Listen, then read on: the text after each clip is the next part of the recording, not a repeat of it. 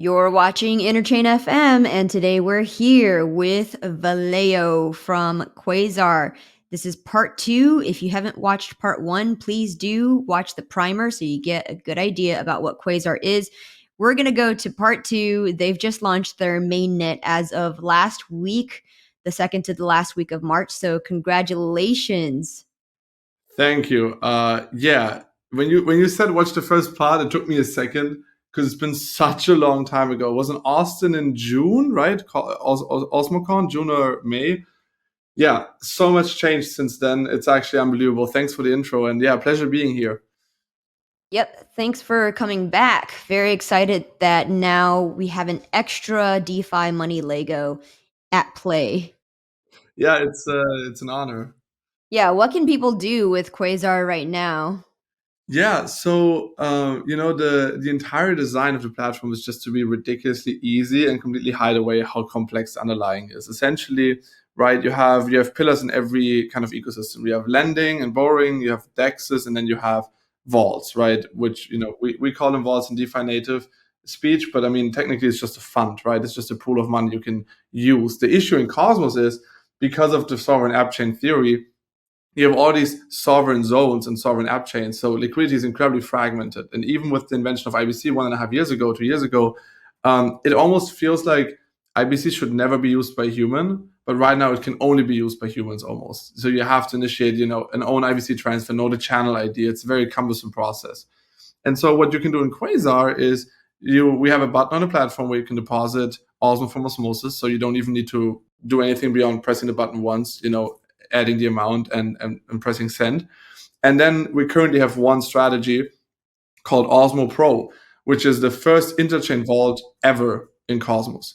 What do I mean by that? Our vault is written in Cosmosm and essentially makes you deposit on our chain and sends your funds to Osmosis and manages them and LPs them for you into the pre-specified pools. It does the swapping for you, it does the auto compounding for you, it does the yield generation for you, and it does it across two chains, right? From Quasar chain to Osmosis, which that is the innovation. We have essentially abstracted away the concept of having different user interfaces for different chains, even though for the user it's just a one-click deposit. So we're incredibly hyped to come in because we are really bringing IBC forward.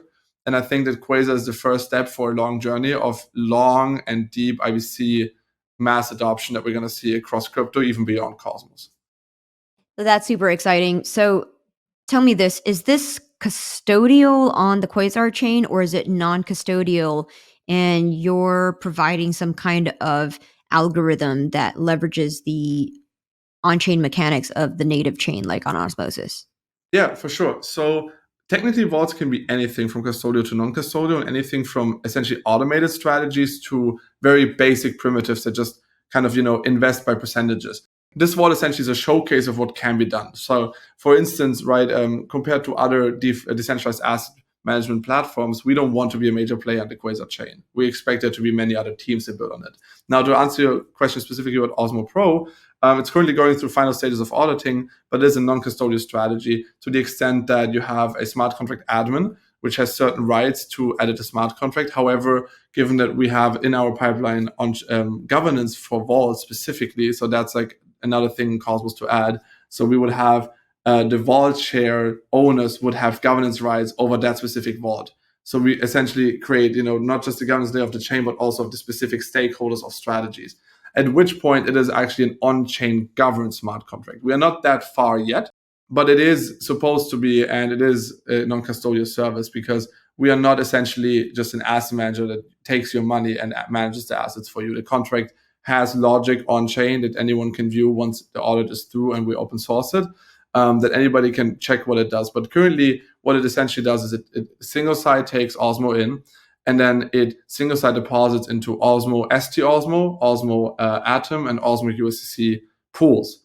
And every epoch or so, it auto compounds the rewards. So essentially, you also have an auto compounder in it.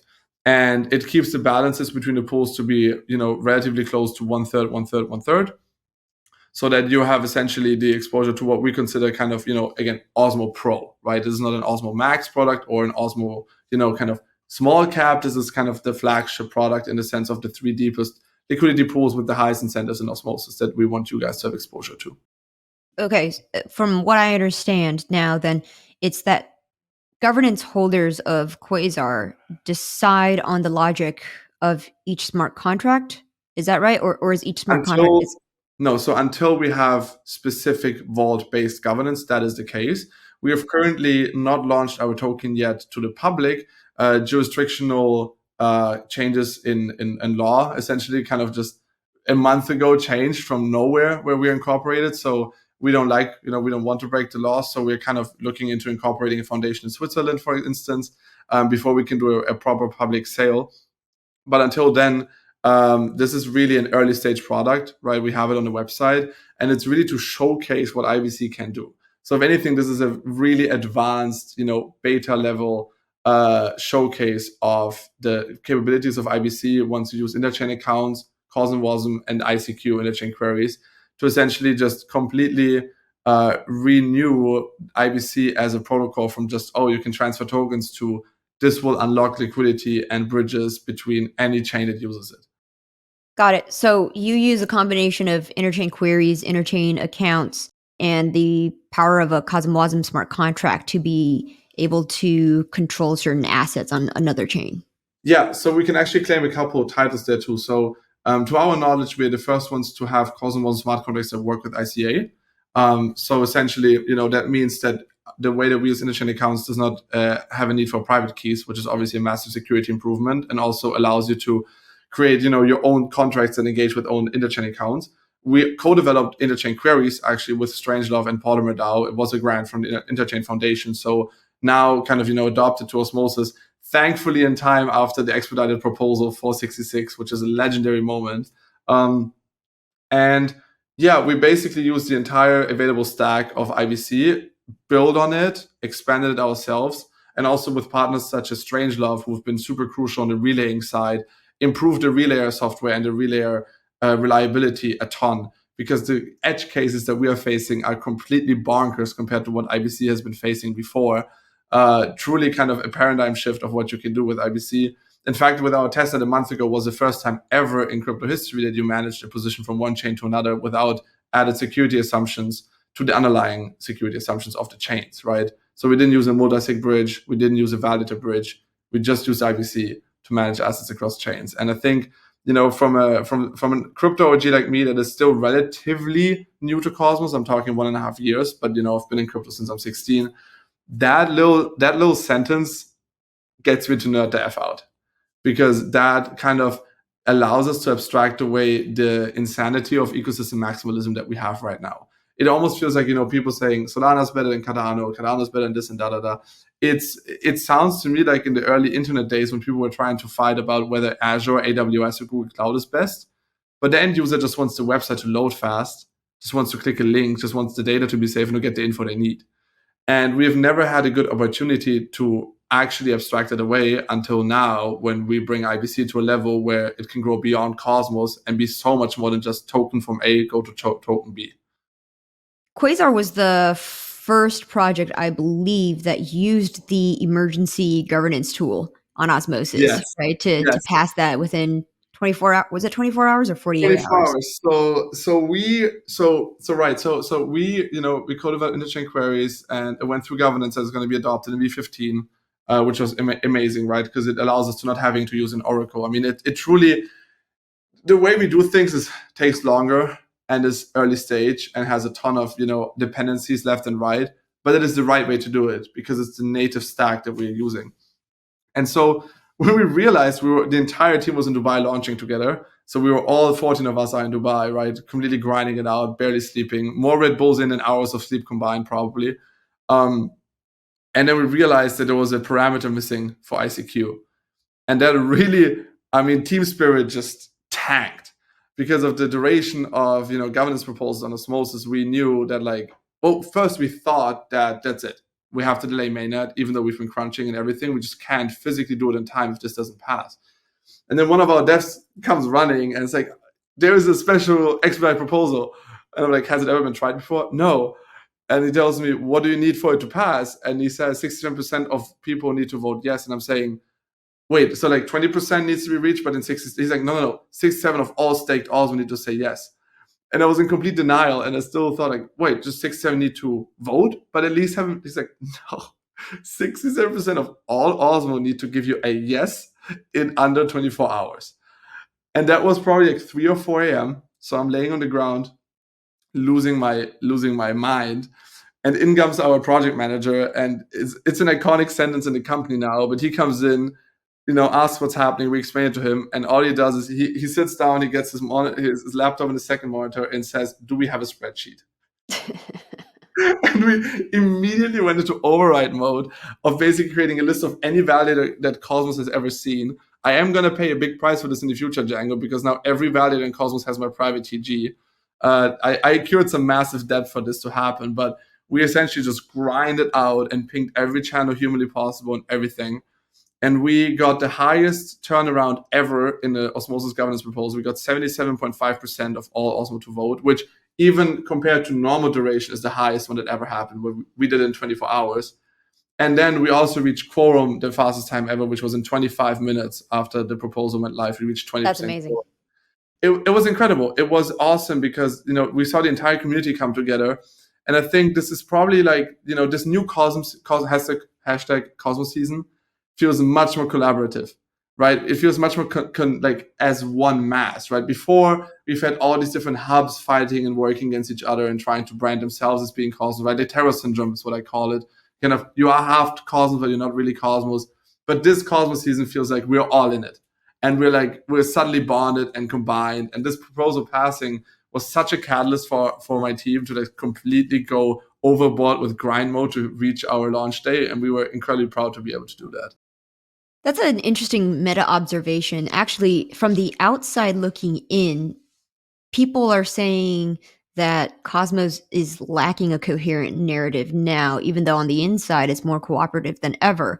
Whereas when Terra was still a thing, there was this cohesive narrative people from the outside were following, even though on the inside we were fighting a turf war. Yeah, it's fascinating. And you know what I think the issue is just that we have our own ecosystem maximalism in our own ecosystem. I feel like we're almost the only ones with ETH maybe that have like, ETH fights optimism is better than Arbitrum, and then we have our own fights, who's the middle of Cosmos, Atom Hub or Cosmos or Osmosis. But I think that what needs to happen and what we're excited to work with on Strangelove and so many other teams in the ecosystem is just IBC is our what's it called in Iron Man, his heart, arc reactor. Like IBC is the peak delivery and the peak gift to Cosmos to crypto that Cosmos ever had, because that allows us to transcend ecosystems. It is the gift from Cosmos to all. And I think if we try to kind of stay on the which hub is the main hub mindset, we're never going to outgrow our ecosystem. But if we allow IBC to open its wings and to expand beyond Cosmos, and we keep pushing more and more dev work into making IBC just a no-brainer in composability between chains, then Cosmos will go down in history books as an OG crypto ecosystem that shaped the future of this. Absolutely. And as an IBC enthusiast, let's show what Quasar has got in a demo. Let's put that baby in prod. Let's see what it can do. So we are actually suffering from success, and I cannot show you a proper demo because the vault is full. But what you essentially do is you can connect your wallet. That was pretty fast. You have a button here, deposit from Osmosis, where you can see the Osmo you have on Osmosis chain, right? And just essentially decide the amount you want to send over. Let's do 100. I don't know if the pop-up gets shared, but I'll prove it right now. And then it's going to take maybe 1 or 2 blocks. There we go, success. It's going to take a while because it's an IBC transfer, so it usually takes around half a minute. And we're about to then have Osmo on our Quasar chain. And so here you can see our Osmo Pro vault, right? In the details, you can see essentially the basic of it, right? Again, just this is more not a demo in the sense that it doesn't work. It works and earns you yield, but it's more a demo in the sense of what a vault can be, because it's one of the kind of most obvious use cases. You can see here in the asset page what it consists of. Obviously, that depends on the vault, right? But in this case, it is because every pool is half Osmo, and then the other assets, that is the composition of what you will invest into. You can see the strategies. Again, these have been abstracted away for now, but we are going to share those once the audits are completely through, so you can go through them. And then, given that the vault is full, I can't do this, but essentially here you would just deposit the Osmo and bond them. Given that for the vault to be properly functional, we want to also bond the underlying LP shares on Osmosis. We have a 14-day lockup period, the same as Osmosis, in order to get those Osmosis incentives that people want as well. That is an important sentence, because what we do here is so new that it takes a lot of messages and sending back and forth over IBC to make the vault minting happen. We want to ensure the community that we know and we hear that there's been some issues with the minting. Rest assured, everybody that deposit will get their vault shares. We're currently working through some of the fixes and patches to make that happen. We're hitting many edge cases, even though we've had rigorous testing environments and testing scripts running. No one has ever done this before. And even if, even doing this on testnet is nothing like suddenly having 1,000 people visit our website after the tweet and deposit, clogging up the entire relayer and RPC nodes. So that was a sight to behold. But again, rest assured, we're working through this. That's the reason we have a cap as well. We want to kind of take the pressure off for now, and then, stabilize this as much as possible in order to then increase the cap and increase the vaults. But what you would be able to do if the vault was full is press on bond. Right now you can't, because everything is full, but you would essentially bond your shares, and then you would see here your O Pro shares, which at that point there's nothing more you can do. You have to do you have deposited pools. You are earning yield, which, as you can see here, consists of the trading fees on Osmosis, external incentives such as stride incentives to the pool, and then also Osmosis incentives. And on top of that, you're getting Quasar incentives. Currently, it's hard to gauge an APY because we don't have a value on the Quasar token yet, as we haven't launched it fully. But there is early incentives for that pool to be generated. Once you want to leave, very easy. You can unbond. We can actually try it right now. I approve the message. It's going to load for a while. And then once the IBC transfers, again, go back and forth. Right now, you can see that there is an amount in unbonding. And if I see withdraw, I can see that I have pending unbonds. And then once they're over, you'll be able to withdraw them. Now, one question we've got a couple times, which I want to make sure we also address, is how do I get my Osmo out of Quasar? We're going to post a tutorial on this soon, but essentially, if you do a usual IBC transfer on Kepler, I think I can't share my Kepler page, but there is a developer mode, there's tutorials on YouTube where you can essentially just manually IBC transfer your shares back to Osmosis.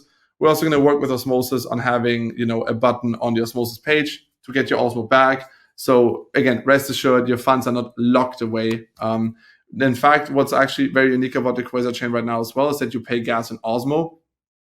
Also, to address some of the edge cases, some people didn't have the option. Again, because it's a new feature in Kepler that not many chains have used before, where you don't use the native chain asset to pay gas. So you need to upgrade your Kepler wallet or restart the browser. But once you do that, you essentially can use Quasar as an extension of Osmosis. You don't need the Quasar token to deposit. You don't need it to transfer. You don't need it to bond. It's truly a user-centric product right now. So tell me, what is O Pro the token, your collateral token for how much you've O bonded? Pro is the vault shares that represents your underlying in the pool and in the vault. The goal is, right, currently those transfers are, again, disabled because we don't want price discovery in this right now. We want to pitch the product and we want to pitch what people can do with it, and then start opening up the floodgates as we hit more and more edge cases and fix them. But essentially, O Pro is a representation of the underlying vault shares. I'm not going to leak too much, but there will be vaults where the vault shares play a much bigger role than in this one, wink, wink, where the main value is actually the tradability and the stability of price for those underlying vault shares. Right. So, right. This is going to be derivative upon derivative upon derivative. Well, the thing is, we're trying not to overcomplicate things, right? On one degree, it is derivative on derivative on derivative, right? But on the other side, it's all about abstracting it away for the user, right? And I think that we have too many battles right? There's going to be 3 or 4 liquid staking offers, right? And there's superfluid staking, and there's going to be probably native liquid staking on Atom Hub. I'm not a big fan of massive abstracting away and just cutting into each other's, I guess, market share, right? I don't think that's a valid user experience. We need it right now in crypto because we're all experimenting. So that's the only way to do it. But I think the end goal should be that we have kind of, some standards in the ecosystem. And with the derivative on derivative on derivative, right, the reason that we're not kind of pitching and selling and advocating for OPro to be a trading pair on Osmosis and such is because that would just overcomplicate things unnecessarily. There is, again, a vault where that's the main feature, and that's where we're going to push it, because that is a real value add and consolidation for the entire ecosystem. But not every vault should be that.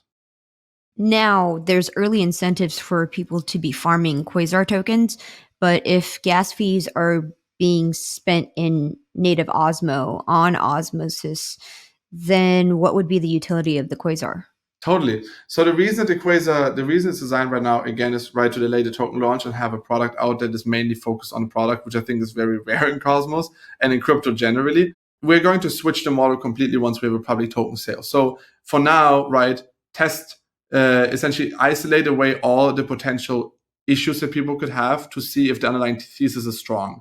I feel like hitting the cap in 4 days is a confirmation of that. So now we can essentially fully fledge out the product to be a token ecosystem and a decentralized product, right? The launch of a foundation is part of that. The public token launch, once we can do that, is part of that. The protocol owned liquidity of the underlying asset pools in Osmosis, right? So Quasar owning the Quasar trading pairs is a massive value add for the Quasar token. Given that we are one of the only chains in the entire ecosystem that don't fight for TVL, we fight for AUM, right? Assets under management, because we are the rails to TVL. Like we add TVL to Osmosis and to anyone that works with us.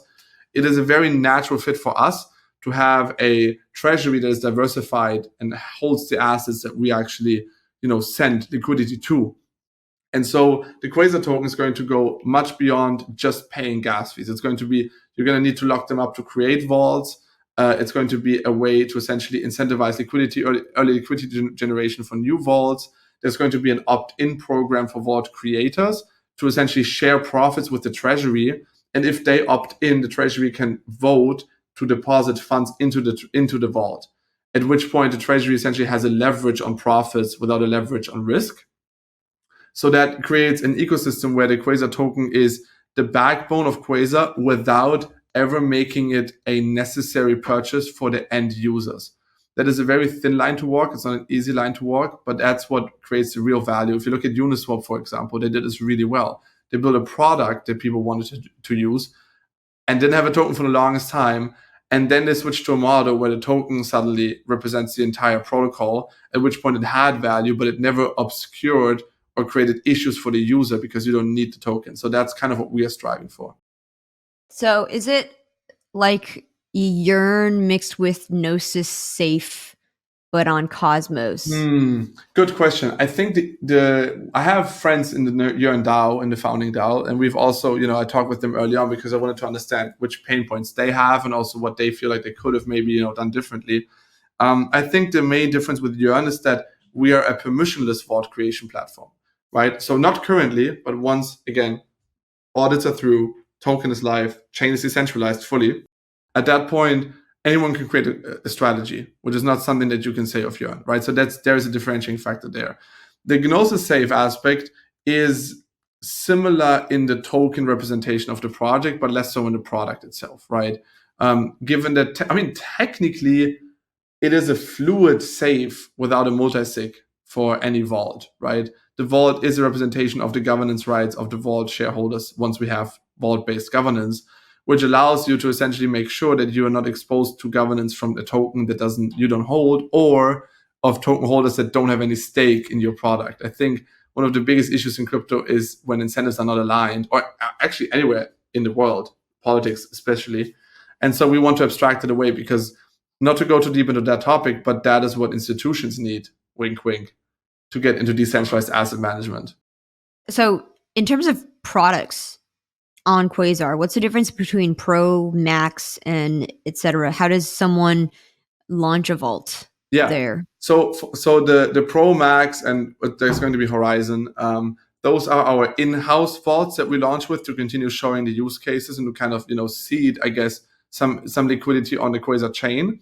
But then the actual strategies people can create are honestly pretty limitless ideas. It can be anything from leveraged yield funding using Mars. It can be anything from auto compounding rewards of staking and then using those to LP into pools. It can be anything from using LP rewards to swap them for staking tokens that you want to stake on the native chains. Like truly anything that any user flow that anyone does in Cosmos, whether it's between chains on one chain, can be a vault, right? And the vault just does it automatically for you. And the goal is, don't put a timer on this. I don't want to be I don't want to be a kid of Elon time. But the goal is that in the future, people have a sort of shortcut dashboard, a bit like the Shortcuts app on iPhone, where you can essentially, just customize blocks of what you want to happen. So it could be like chain, Atom Hub, action, staking action, swap on Osmosis, 2 USDC. So people should be able to automate what they are doing day in, day out anyway, but for their own specific vaults. And then other people should be able to invest into those if they believe that they agree with that. This is similar to Squid Router in terms of UX, but not really on the underlying architecture. Nothing like it on the underlying, but because Squid is on Axelar, right? And we are IBC maxes over here, and we are not apologetic for it. But I think on the UX, we're going to see a ton of consolidation across all of crypto, because right, the move away from ecosystem maximalism, the move away to really, we started with trying to display everything, and then every UX generation more and more gets cut off because people don't really care that much, except for the builders themselves, for which we have MintScan and Etherscan. Like those tools still exist. So I think that that is a trend we're going to see, and I also think that the consolidation. There we go, not my native language.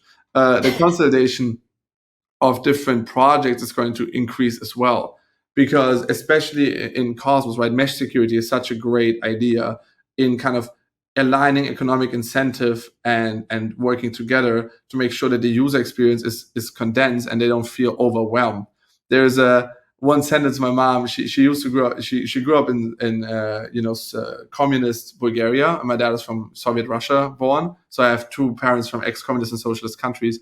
And for all the things that they didn't like about that, and for all the obvious issues that those countries had, I'm not going to defend them by any means. One of the funniest comments she ever made was that she misses how simple supermarket shopping was, grocery store shopping, because you had like 3 yogurts to choose from and not like an entire aisle of 500 yogurt options. And I think that there's probably a middle ground between an entire aisle and just 3, that I feel like we're going to hit the coefficient naturally with the expansion of crypto, where you always have enough options, enough competition to make sure that innovation increases. But I don't think anyone in the gaming space is mad that you only have Intel, AMD, and Nvidia to choose from. It feels like the right amount. You're not overwhelmed, but you still have very, very aggressive competition and aggressive innovation on all sides because of that.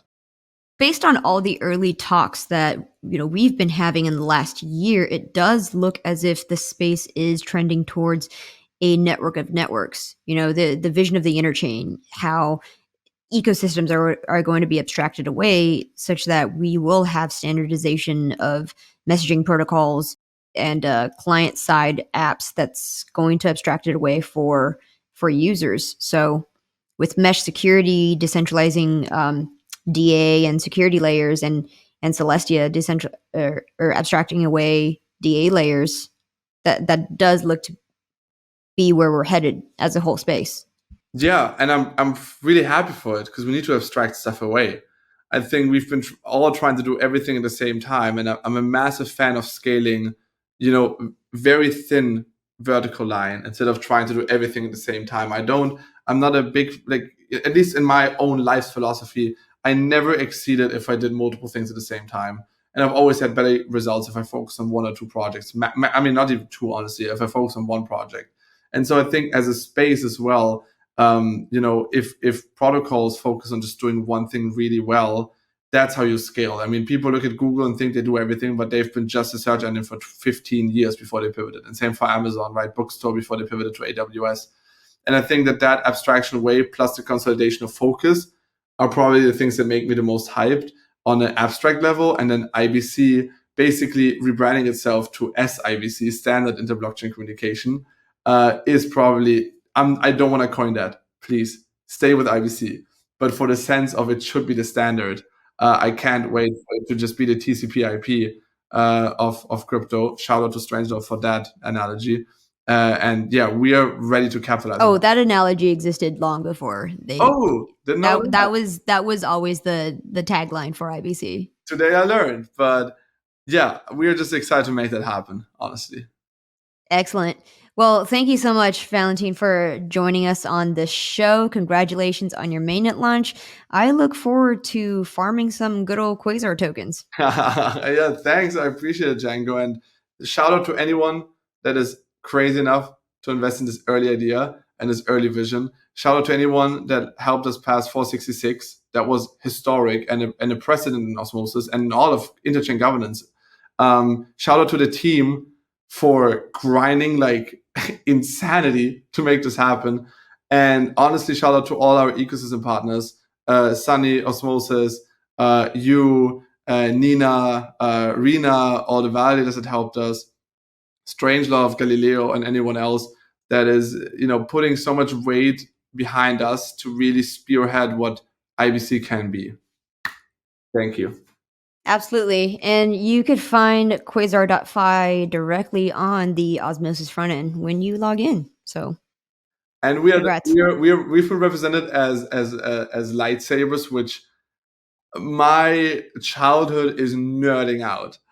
That being Obi-Wan Kenobi with a double lightsaber is dream come true. Who's the Darth Vader then? Ooh. Ooh. Hmm. Who's the Yeah, Moloch you need to slay? we want to be the Switzerland of Cosmos, so I'm not going to make comments. All right. And with that, congrats for sticking with us until the very end. See ya. Bye.